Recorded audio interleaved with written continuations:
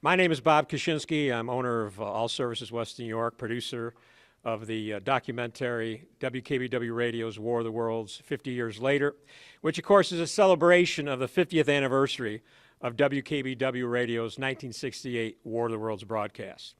So today we're here to just talk a little bit about what's going to happen on October 30th, which is the documentary, and then what's going to happen the next night, Halloween, which is the actual anniversary of that broadcast, and how three of the local stations are involved with that celebration, and really a great unification, a partnership of Buffalo broadcasters. You know, I heard the broadcast in 1968 as just a boy.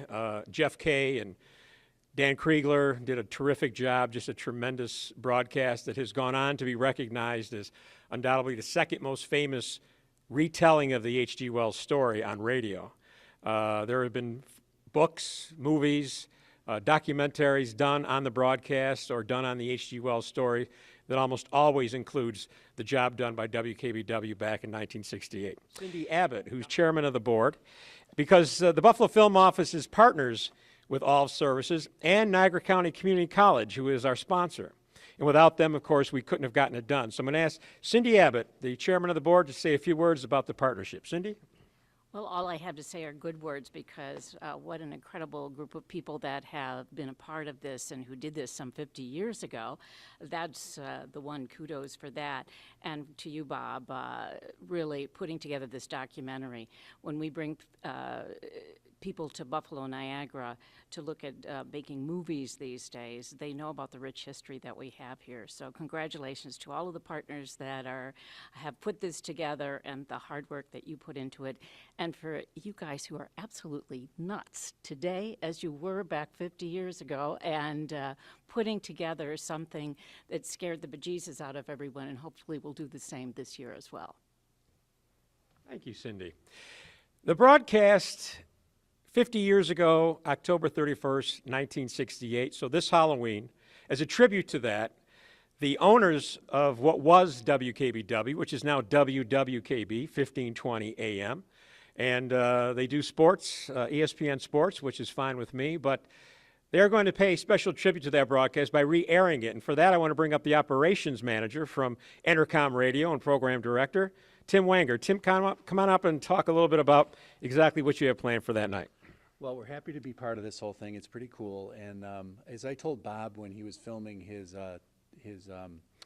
documentary, that this is really remarkable. It would not happen again. Something like this probably would never happen again.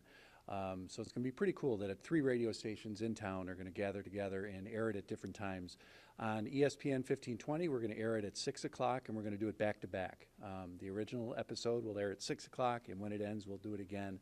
And the idea behind that is just to allow maybe some younger kids to hear it earlier, and then some of the adults can hear it later on. So we're excited to be part of it, and thank you to you for keeping it all alive. And thanks to these guys for all they did back then.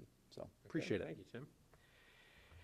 After WWKB airs War of the Worlds twice, WEC Radio will have the 1938 Orson Welles original version.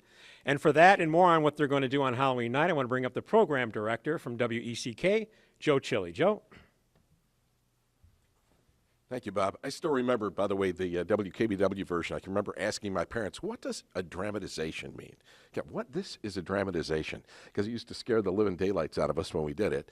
But we're very pleased to do this and to air the original because, as Tim said, this isn't something that would happen today because of the letters ROI, return on investment. And I don't think they would get the money to do something like this today, so it probably wouldn't happen. So it's great theater of the mind. We're excited to be doing it, and we look forward to be doing it at 9 o'clock on Halloween night. Great. You want to say there's a special show beforehand, isn't there, Joe? Yeah. As a matter of fact, Moon Rivers, our night host, is going to do a special Halloween show from 7 until 9 o'clock just before that with some pretty frightening things be involved in that as well. Okay, great. All right. John Hager, unfortunately, wasn't able to attend from 97 Rock, but on Halloween night at 11:30, 97 Rock will re-air their 1998 version of War of the Worlds, which they produced back then as a tribute to Jeff Kay's War of the Worlds. John Hager is a big fan of Jeff Kay and the the early years of WKBW radio, and they produced their own production, and they're going to re-air that on Halloween night at 11:30.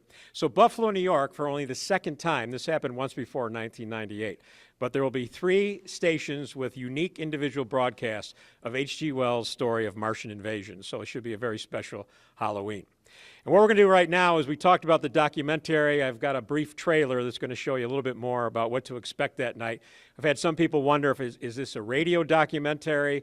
Is it going to air on radio? Is this a video documentary? This is a video documentary that's going to be screened right here at the North Park Theater on Tuesday, October 30th at 7 p.m. There'll be a live panel discussion afterwards with some of the gentlemen you see here today, and they're going to talk a little bit more and answer questions from the audience. And then on Halloween night at midnight, WNED-TV will air the documentary in its entirety. So, and then after that, it'll be posted on YouTube and all the social media platforms, so everyone will have an opportunity to see it. But it's important. It'll be great to be out here on the 30th to see a screening. We're going to have the red carpet and, the whole Hollywood experience that night. And then, as I said, a live panel discussion afterwards.